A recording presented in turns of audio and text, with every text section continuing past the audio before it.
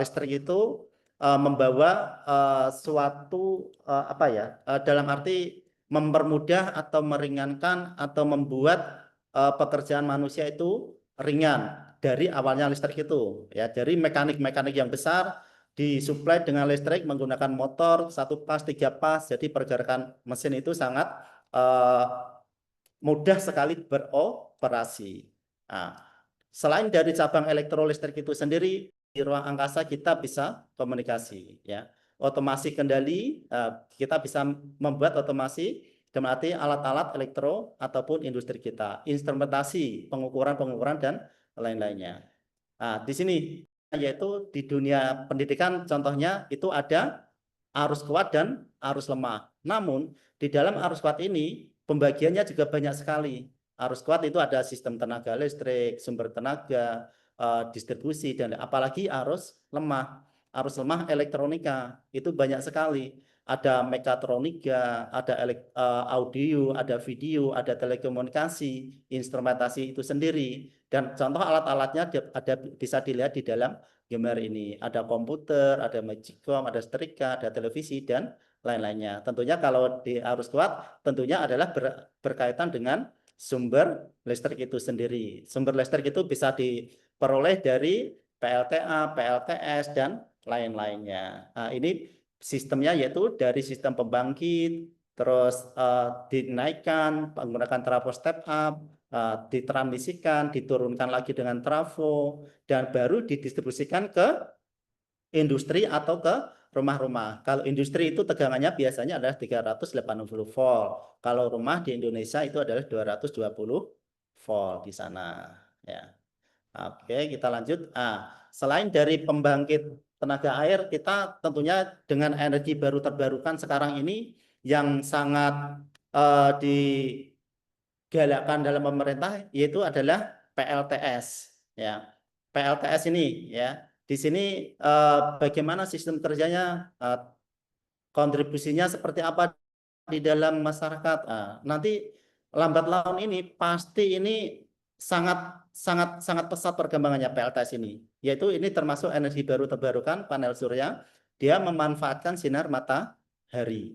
Ya, sinar matahari tentunya di sini yang dihasilkan adalah DC, maka di sini harus dikonversi dulu menjadi AC yaitu menggunakan inverter. Nah, di sini dalam arti disusun di sini off grid atau on grid. Jadi bisa terkombinasi atau terintegrasi dengan PLN ataupun berdiri sendiri, yaitu off grid atau on grid gitu ya. Nah, di sini salah satu contohnya adalah Unpam. Unpam sendiri di sini mendirikan PLTS di sini ya dengan kapasitas yang lumayan, di sini didistribusikan untuk kantin-kantin Universitas Pamulang. Nah, contohnya di sini ya. Ya, oke. Di sini teknik elektro di dunia pendidikan tentunya sangat antusias atau sangat senang mahasiswa itu melakukan praktikum di sana. Ya. Di sini manfaat teknologi untuk gedung. Tadi yang sampaikan sebelumnya, kalau gedung-gedung itu tanpa listrik, maka pasti tidak seterang ini, ya kan? Gedung-gedung tidak hanya mememanfaatkan listrik, maka dipenuhi dengan perangkat-perangkat listrik ini. Ada komputer dan lain-lainnya, itu adalah membutuhkan sumber tegangan listrik. Ya, jadi begitu besar pengaruhnya ataupun manfaatnya listrik itu di dunia industri. Ya, ini manfaat di dalam gedung. Contohnya teknik elektro untuk industri itu pasti sekali. Kalau tidak ada listrik, maka mesin-mesin itu tidak bisa beroperasi dengan baik ataupun tidak bisa mengejar output ataupun produksi yang banyak. Karena adanya listrik, robot-robot ini bisa bekerja dengan cepat, tentunya dengan dimonitor ataupun dioperasikan oleh manusia ya di sini. Ya, jadi mesin-mesin ini bekerja tanpa listrik ya secara manual menghasilkan outputnya maka tidak bisa banyak. Contohnya produksi handphone, produksi mobil. Itu kan dibantu dengan listrik, pengelasan, penyolderan dan lain-lainnya itu adalah listrik. Itu adalah kontribusi dari teknik elektro itu sendiri. Ya. Terus kontribusi ataupun peran teknologi di dunia otomotif. Ya, itu jelas sekali. Jika montir-montir atau mekanik-mekanik tahun 90 ke bawah, 90, 80 ataupun 2000 ke bawah ya, tidak belajar listrik, maka tidak akan bisa menghidupkan mobil di zaman sekarang. Kenapa? Karena mobil-mobil sekarang itu adalah disupport dengan elektronika, ataupun mesin-mesinnya itu dikendalikan oleh elektronika. Maka mekanik atau montir sepinter apapun tahun 90, 80 tidak belajar elektro atau tidak belajar listrik, maka montir-montir itu hanya bisa memperbaiki mobil-mobil kuno atau teknologi kuno itu sendiri. Karena yang membawa perubahan besar itu adalah teknik elektro ataupun elektronika, karena mensupport pendukung-pendukungnya di sini. Ya, jadi semua adalah elektrikal semua, ya kan?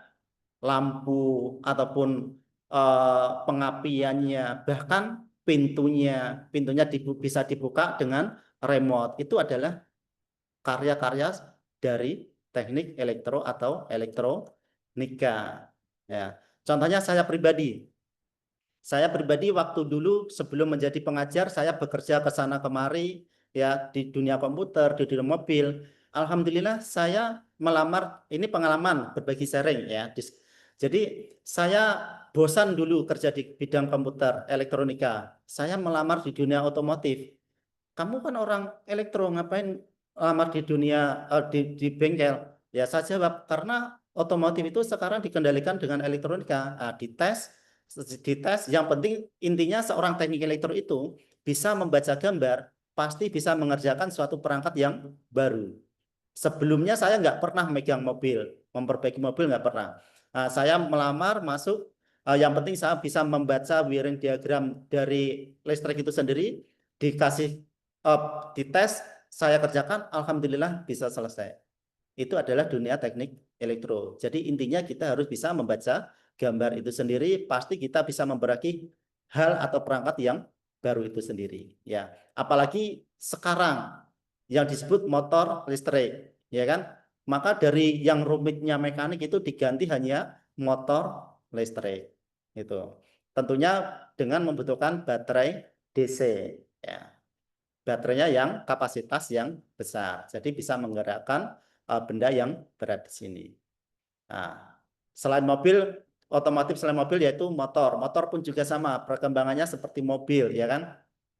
Jadi sekarang sudah motor listrik ya. Jadi yang berperan utama ini motor listrik ini ya, taruh di sini sudah mengganti mesin yang ada di sini semuanya tadinya, ya kan? Uh, jadi mesin yang rumit, baut-bautnya yang banyak bisa diganti dengan motor listrik ini. Tinggal pasang plug udah nyala. Tentunya adalah kontribusi dari listrik itu sendiri. Ya, jadi sangat sangat pesat sekali ataupun pengaruhnya sangat besar sekali dari timbulnya listrik itu tadi, yaitu dari teknik elektro. Ya, selain dari listrik itu tentunya menggunakan komponen-komponen elektronika ini, ya, control unit atau yang disebut ECU, electronic control unit, entah itu motor ataupun mobil. Terus di dunia pertanian pun juga sama, banyak sekali bermanfaat untuk di dunia pertanian. Bahkan tidak hanya drone ya.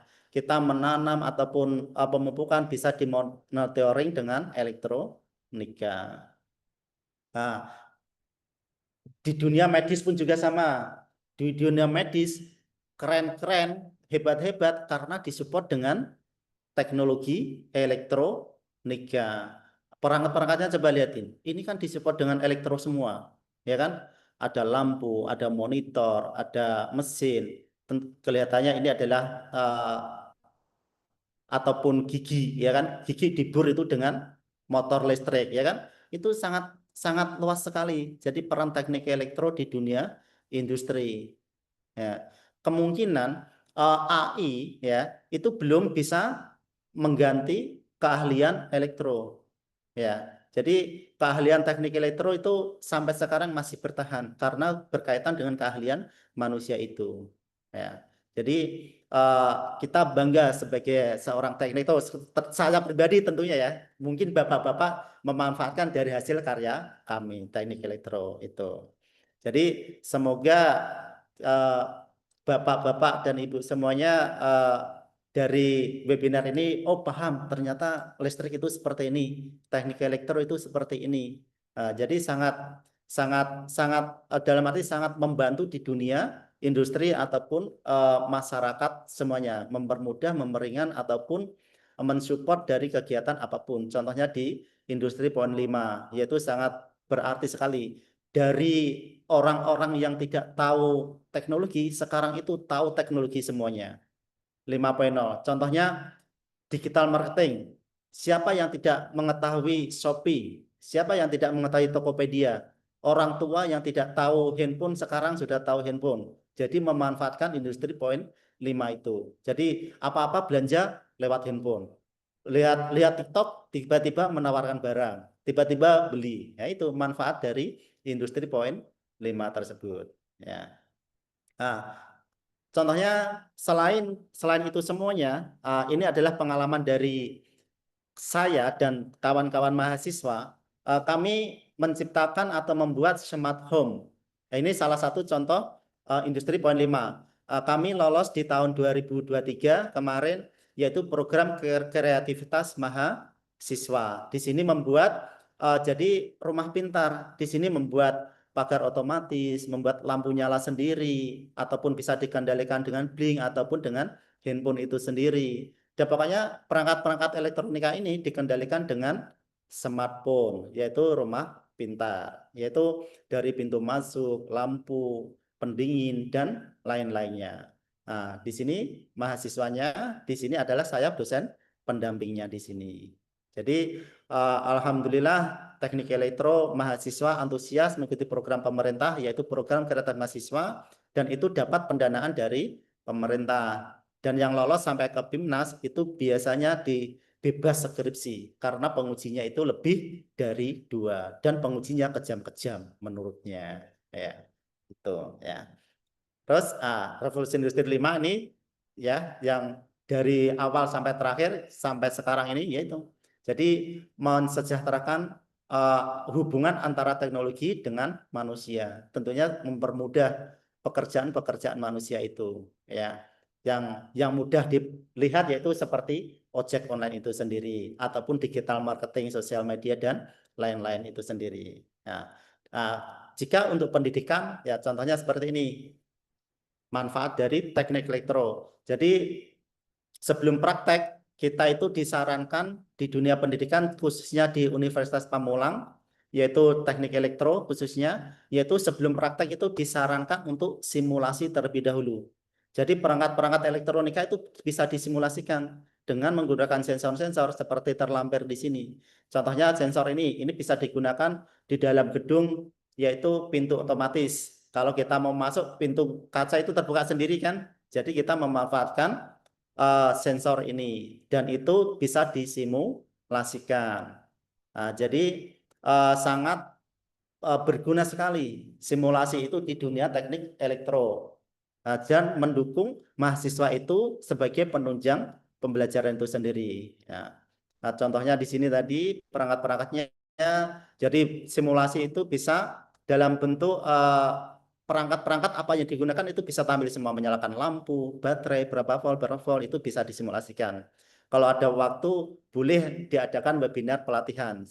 Insya Allah saya bersedia mensimulasikan ini. Salah satu contoh simulasi yang digunakan adalah Proteus.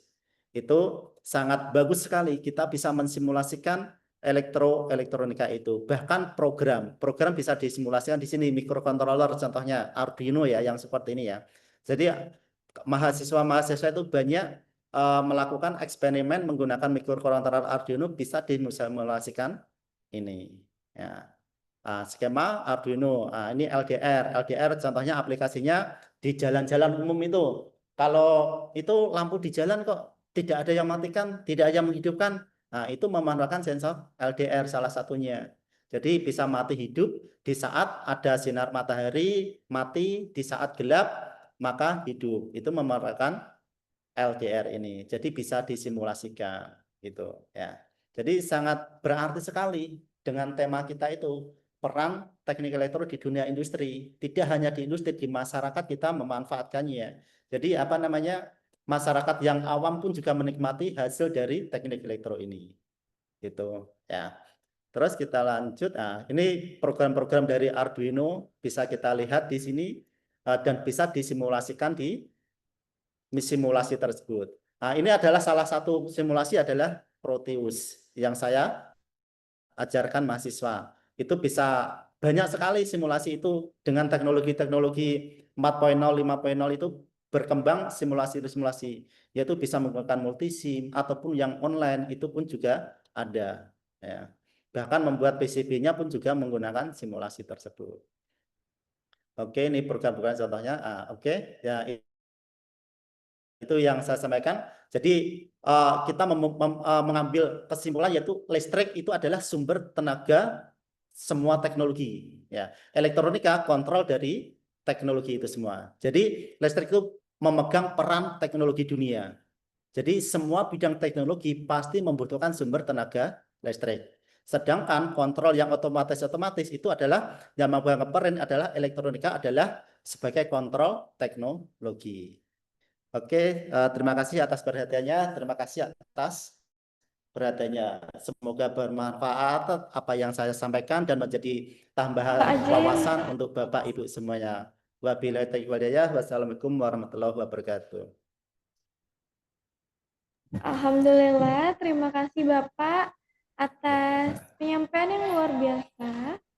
Hmm. Izin Bapak karena waktu kita terbatas, jadi Ya, kita hanya memilih satu pertanyaan saja ya Pak ya. baik-baik Kakak. Nah, mohon maaf untuk audiens kita hanya mengambil satu pertanyaan saja dari room chat, boleh diwakili kepada Mbak Cindy, dipersilakan.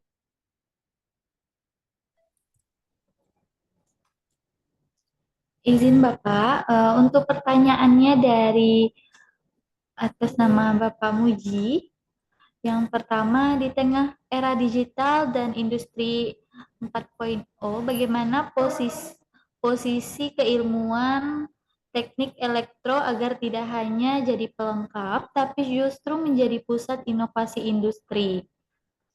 Melihat tren energi terbarukan dan efisiensi industri, sejauh mana kontribusi nyata lulusan teknik elektro dalam mendorong transformasi teknologi hijau di Indonesia?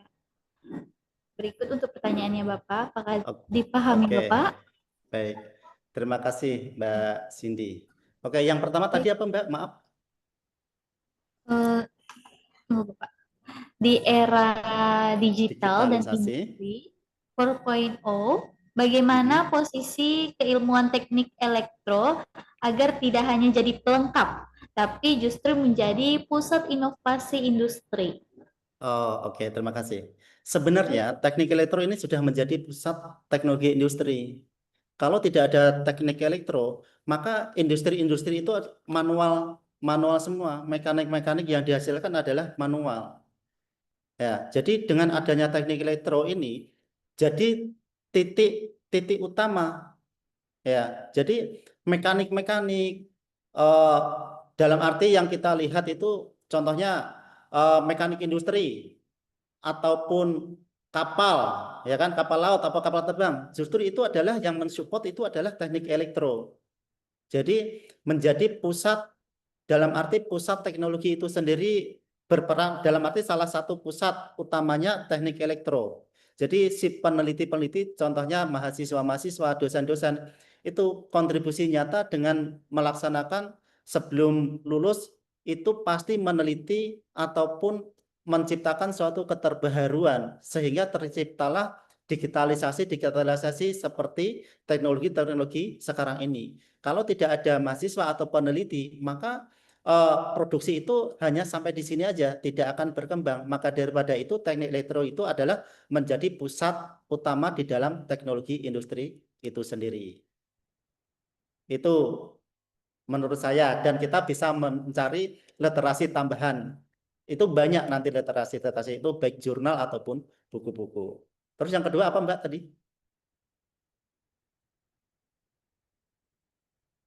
Yang kedua, melihat dari tren energi terbarukan dan efisiensi industri, sejauh mana kontribusi nyata lulusan teknik elektro dalam mendorong transformasi teknologi hijau di Indonesia. Oke, teknologi hijau. Teknologi hijau yang saya sampaikan tadi seperti energi baru terbarukan yaitu PLTS. Jadi mahasiswa-mahasiswa itu sudah banyak menggunakan dalam arti mengimplementasikan dari energi baru terbarukan itu PLTS. Tidak hanya untuk di industri, bahkan saya sampaikan tadi sudah digunakan untuk pertanian-pertanian. Jadi memperingan. Jadi dengan adanya energi baru terbarukan ramah lingkungan, yaitu PLTS itu sudah mulai dibangun di daerah-daerah. Contohnya saya sendiri pun juga peneliti melaksanakan penelitian, yaitu PLTS itu bagaimana bisa meningkatkan taraf hidup para petani Indonesia itu sendiri. Itu Mbak, salah satu kontribusi teknik elektro, kontribusi nyatanya. Semoga paham dan bisa diterima. Dan jika pengen tambah wawasan lain, saya sarankan membaca jurnal-jurnal baik di dalam negeri maupun luar negeri. Itu Mbak Cindy dan Bapak yang bertanya. Terima kasih.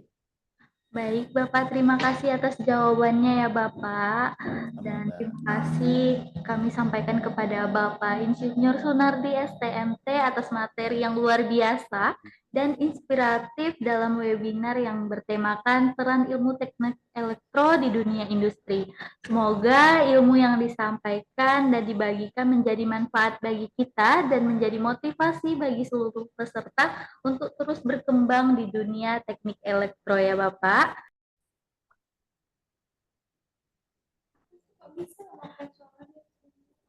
Baik, mohon izin ya Bapak untuk mengaktifkan kameranya dan Ibu.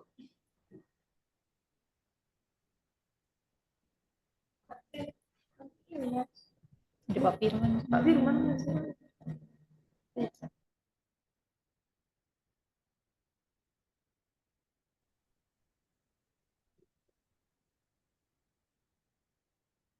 Izin saya pandu ya Bapak Ibu. 1, 2, 3. Boleh dengan kompeten. Boleh. Baik Bapak Ibu. Tangannya yang kompeten jangan lupa. Saya izin pandu berikan senyuman yang termanis. 1, 2, 3.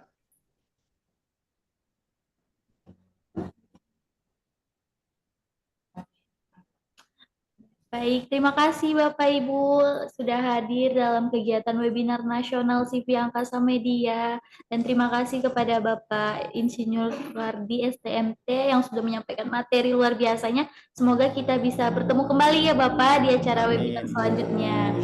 Saya Cindy Aprilia Faiza sebagai moderator izin untuk menutup kegiatan webinar kita dan akan dilanjutkan oleh Mbak Ogi Tania Putri selaku General Manager. Kepada Mbak Ogi dipersilakan dengan segala hormat.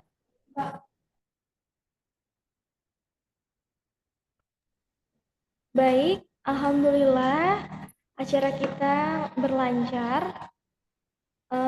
Untuk Bapak, saya Augi Tania Putri ingin sedikit menjelaskan terkait promo kita di Angkasa Media Literasi. Kita memiliki 5 paket penerbitan Bapak Ibu. Barangkali Bapak Ibu memiliki naskah yang draft yang tidak diterbitkan, kita bisa bantu terbitkan. Kita punya paket ekonomis, paket premium, paket kolaborasi pastinya, paket konversi yang paling best seller, dan paket VIP. Nah, paket konversi ini apa Bu Augi? Paket konversi ini adalah kami bisa membantu Bapak Ibu untuk menerbitkan naskahnya, mulai dari disertasi, tesis, skripsi, jurnal, maupun PowerPoint dan makalah, kita bantu untuk terbitkan naskahnya. Jika tidak ada draft atau naskahnya, kita bisa bantu untuk menyalurkan ide Bapak Ibu, semuanya kita bisa bantu. Harga kita harga yang sangat affordable dan pastinya memiliki fasilitas-fasilitas yang menarik.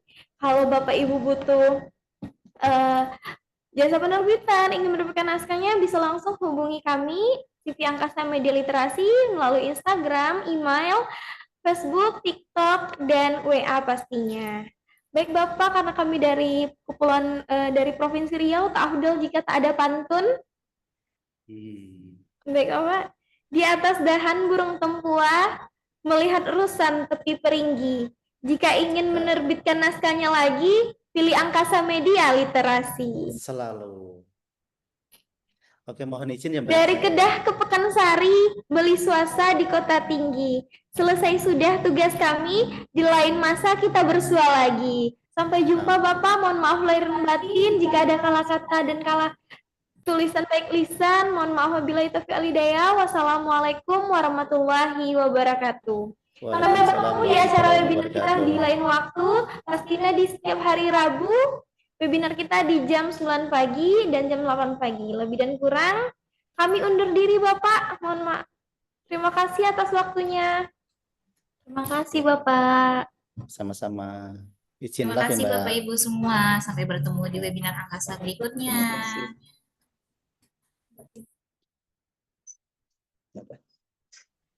Bapak Ibu dimohon untuk mengisi absen ya Bapak Ibu.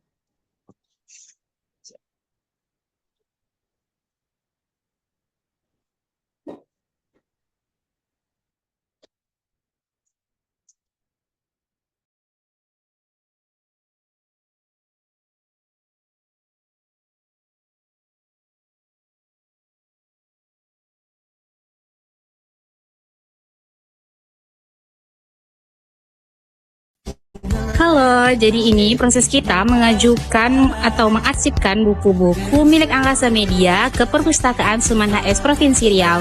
Yuk ikuti di mana proses penyimpanan buku-buku penulis di Angkasa Media.